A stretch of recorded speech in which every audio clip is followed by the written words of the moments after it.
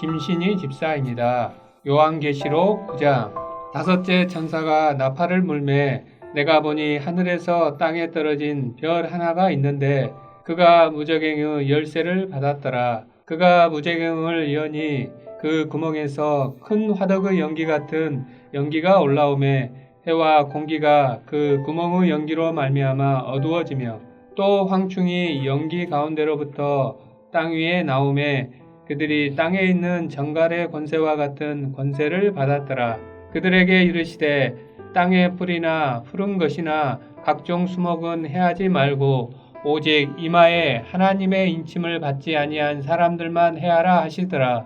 그러나 그들을 죽이지는 못하게 하시고 5달 동안 괴롭게만 하게 하시는데 그 괴롭게 함은 정갈이 사람을 쏠 때의 괴롭게 함과 같더라. 그날에는 사람들이 죽기를 구하여도 죽지 못하고 죽고 싶으나 죽음이 그들을 피하리로다. 황충들의 모양은 전쟁을 위하여 준비한 말들 같고 그 머리에는 금 같은 관 비슷한 것을 썼으며 그 얼굴은 사람의 얼굴 같고 또 여자의 머리털 같은 머리털이 있고 그 이빨은 사자의 이빨 같으며 또 철 호심경 같은 호심경이 있고 그 날개들의 소리는 병거와 많은 말들이 전쟁터로 달려 들어가는 소리 같으며 또 정갈과 같은 꼬리와 쏘는 살이 있어 그 꼬리에는 5달 동안 사람들을 해하는 권세가 있더라. 그들에게 왕이 있으니 무저갱의 사자라. 히브리어로는 그 이름이 아바돈이요 헬라어로는 그 이름이 아볼루온이더라.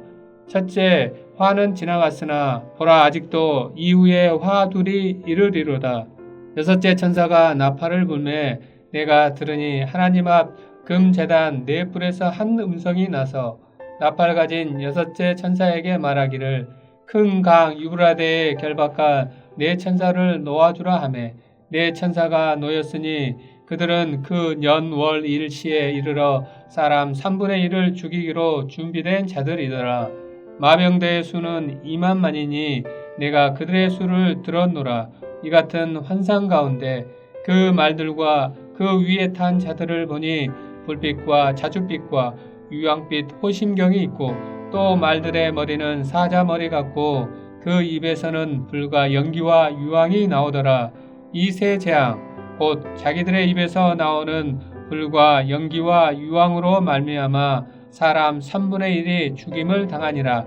이 말들의 힘은 입과 꼬리에 있으니 꼬리는 뱀 같고 또 꼬리에 머리가 있어 이것으로 해하더라.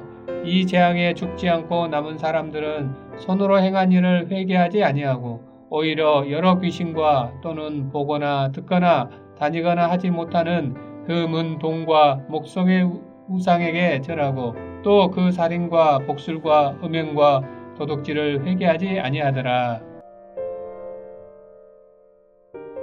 하늘에 계신 우리 아버지여, 이름이 거룩히 여김을 받으시오며 나라가 임하옵시며 뜻이 하늘에서 이룬 것 같이 땅에서도 이루어지이다.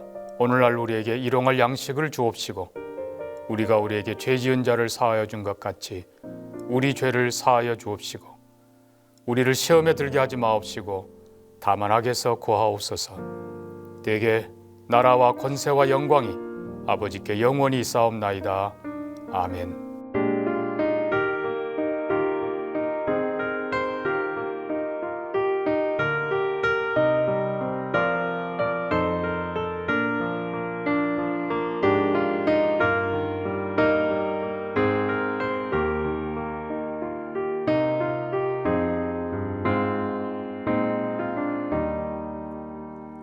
예수를 나의 구주 삼고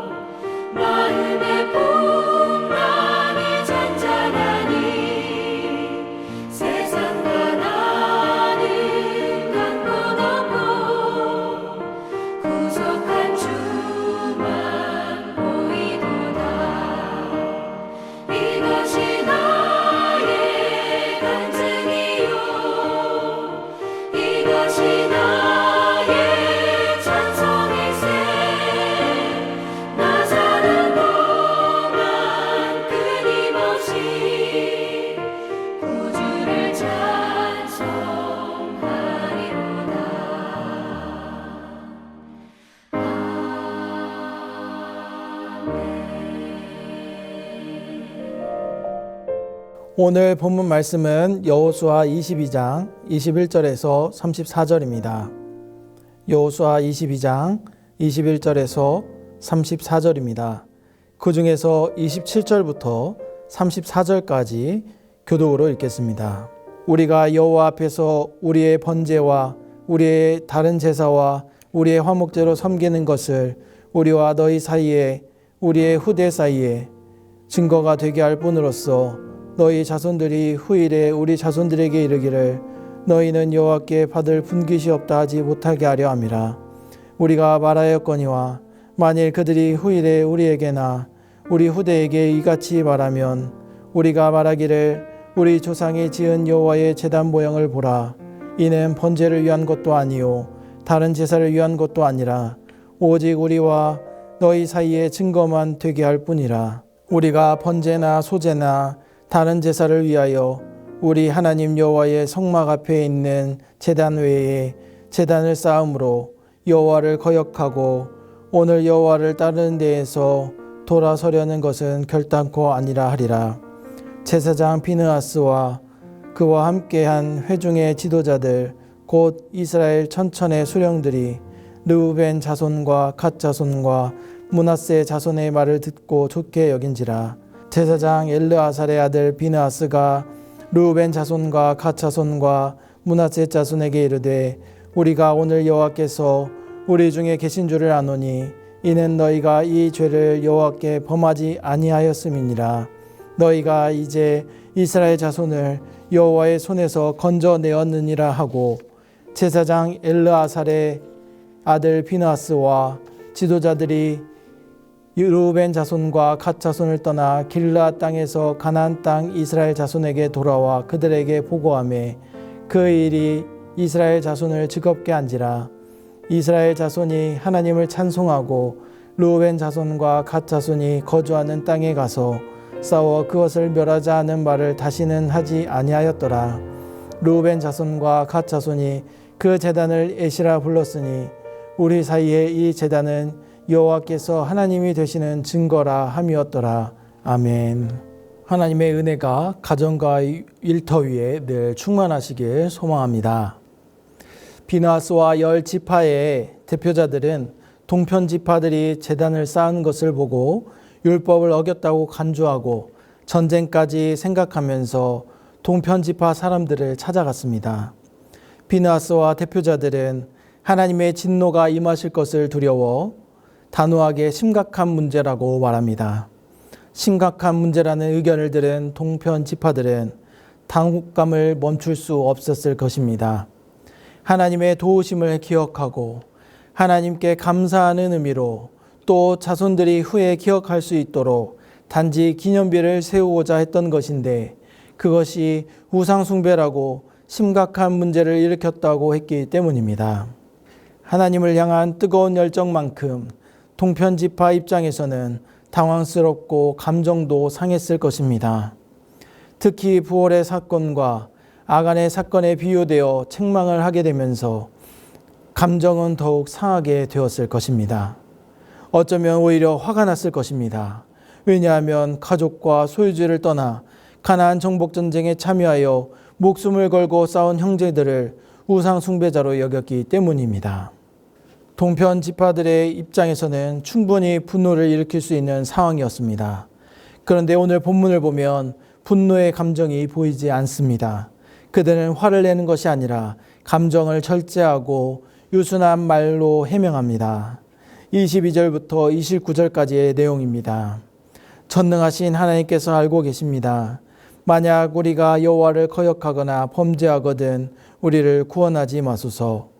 우리가 제단을 쌓은 것은 여호와를 따르지 않으려는 것이 아닙니다. 번제나 소제를 드리려고 하는 것도 아닙니다.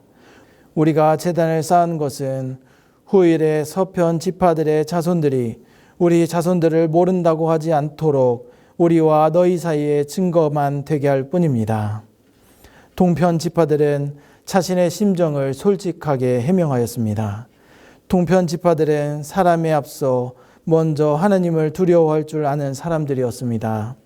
또 그들은 마음을 숨기고 사람들을 속일 수 있을지언정 마음속 깊은 곳까지 감찰하시는 하나님은 절대 속일 수 없음을 알았습니다.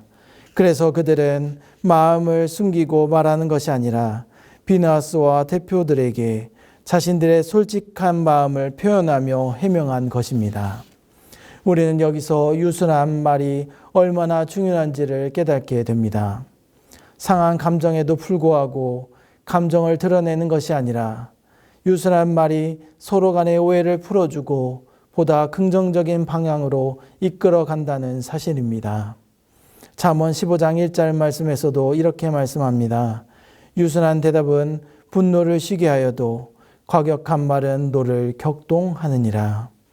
일상생활에서의 유순한 말은 서로를 이해하는 데 도움이 되고 서로에게 긍정의 효과를 줍니다. 특별히 민감한 문제일 경우에 거친 말, 과격한 말, 그리고 감정을 상하게 하는 말 한마디와 유순한 말 한마디의 차이는 엄청난 차이를 일으킵니다. 또 전혀 다른 결과를 가져오기도 합니다. 거친 말과 과격한 말, 감정을 상하게 하는 말들은 더 이상 대화를 이루어 나갈 수 없게 합니다. 또 그런 말들은 상대방으로 하여금 분노의 감정을 갖게 하여 상대방을 미워하도록 만듭니다. 그래서 더 화를 내고 더 거친 말을 하게 되고 상황은 점점 더 악화됩니다. 그런데 유순한 말은 어떤가요? 유순한 말은 분노의 감정을 누그러뜨립니다. 또 상대방으로 하여금 듣게 합니다. 또 상대방이 잘 이해할 수 있도록 도와줍니다. 또 오늘 본문처럼 오해의 상황이 벌어질지라도 상황을 알게 되고 상대방의 입장을 생각하게 되고 오해가 아닌 화해의 상황으로 긍정의 상황으로 바뀔 수 있습니다. 조금 더 나아가면 화해에서 끝나는 것이 아니라 오히려 서로를 더 알게 되고 더욱 하나 되는 화합의 길로 나아갈 수 있는 것입니다. 또한 유순한 대답의 결과는 오늘 본문에서도 발견됩니다. 두 지파들이 화합의 길로 간 것입니다. 본문 30절과 33절입니다. 제사장 비느하스와 그와 함께한 회중의 지도자들 곧 이스라엘의 천천의 수령들이 르우벤 자손과 갓 자손과 므낫세 자손의 말을 듣고 좋게 여긴지라. 그 일이 이스라엘 자손을 즐겁게 한지라. 이스라엘 자손이 하나님을 찬송하고 르우벤 자손과 갓 자손이 거주하는 땅에 가서 싸워 그것을 멸하자 하는 말을 다시는 하지 아니하였더라. 유순한 대답으로 오해가 풀리고 화합의 길로 가게 되었습니다. 그렇다면 우리의 삶에서 사람들은 어떤 모습을 보여주고 있을까요? 자신의 유익을 위해 분주히 움직이는 오늘날, 예기치 않은 오해와 과격한 반응을 보이는 사람들, 상대방을 생각하지 못하고 자신의 감정만을 지켜 세우는 사람들이 많아지고 있는 이 시대 속에서 우리에게 정말 필요한 것은 무엇일까요? 우리에게 필요한 것은 하나님을 두려워할 줄 아는 마음과 유순한 말입니다. 거친 말과 행동이 점점 많아지고 오해와 과격한 반응이 점점 많아지는 이 시대에서 감정을 절제하고 유순한 말을 한다는 것은 사실 어려운 일입니다. 어떤 경우에는 화를 내지 않으면 바보 취급을 당하기도 합니다. 또 화를 내야만 하는 경우도 발생합니다. 그런데 분명한 것은 하나님께서 해주십니다. 하나님께서 은혜를 주십니다. 하나님께서 갚아 주십니다. 잠언 15장 3절에 보면 이렇게 말씀하십니다.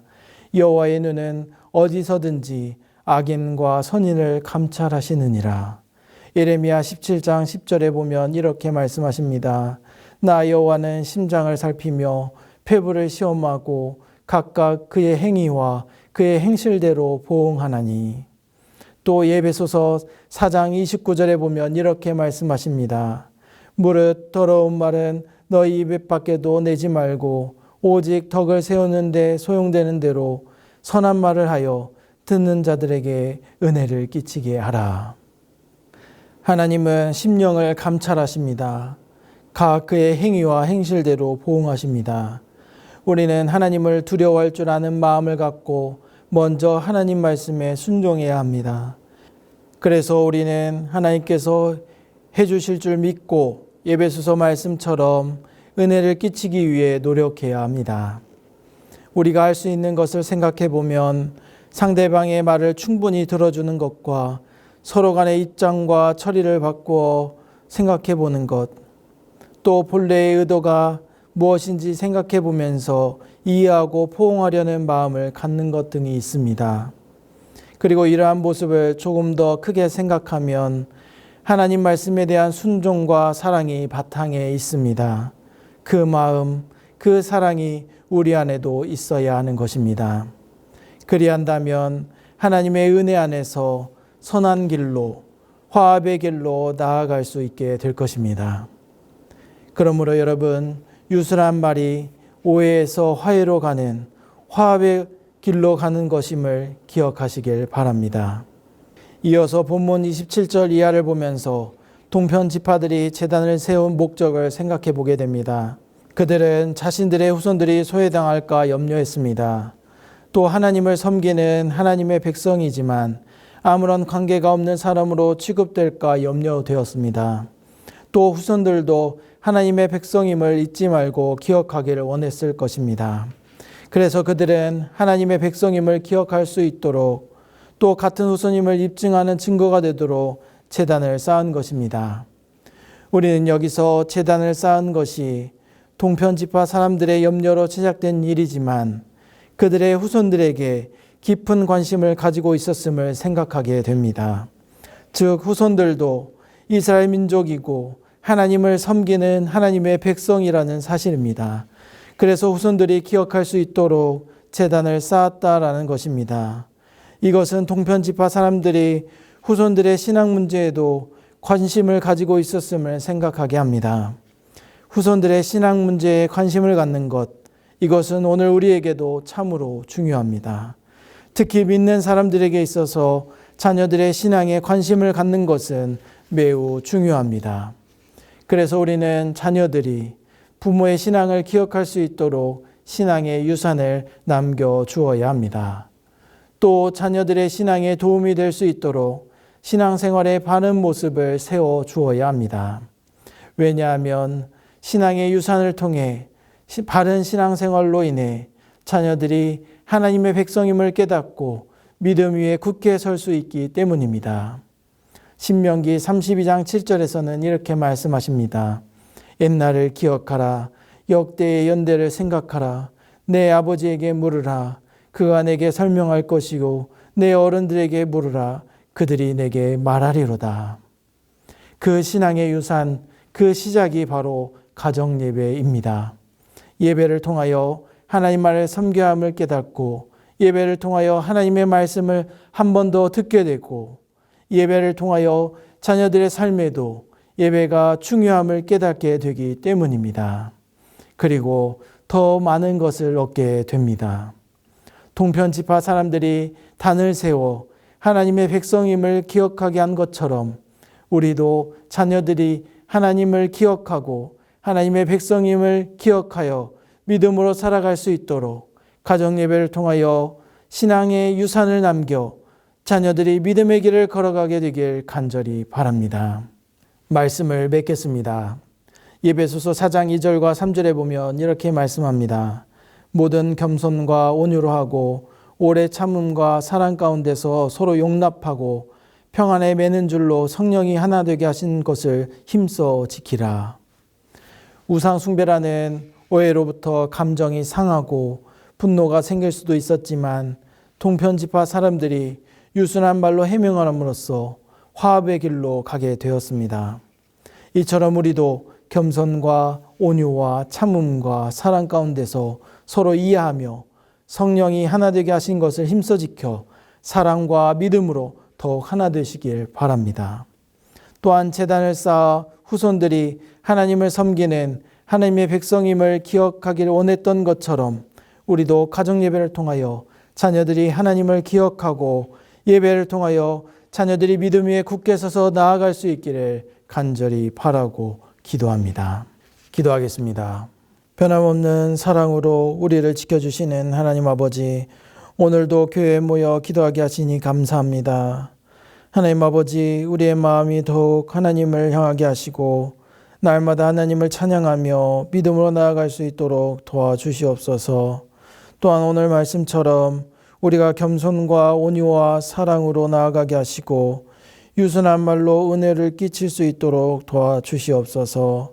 또한 거친 말과 거친 행동과 오해와 가격한 반응이 점점 많아지는 이 시대 속에서도 하나님의 자녀답게 살아갈 수 있도록 인내와 믿음을 주시고 세상의 빛과 소금의 역할을 감당하며 하나님을 기쁘시게 하는 삶을 살아갈 수 있도록 도와주시옵소서. 또한 다음 세대와 청년들이 믿음으로 받아서는 나라가 되게 하시고 가정예배가 회복되게 하시고 가정예배를 통하여 모든 가정들이 하나님을 더욱 사랑하고 믿음 위에 바로 설 수 있도록 도와주시옵소서. 모든 영광을 하나님께 올려드리며 예수님의 이름으로 기도드립니다. 아멘.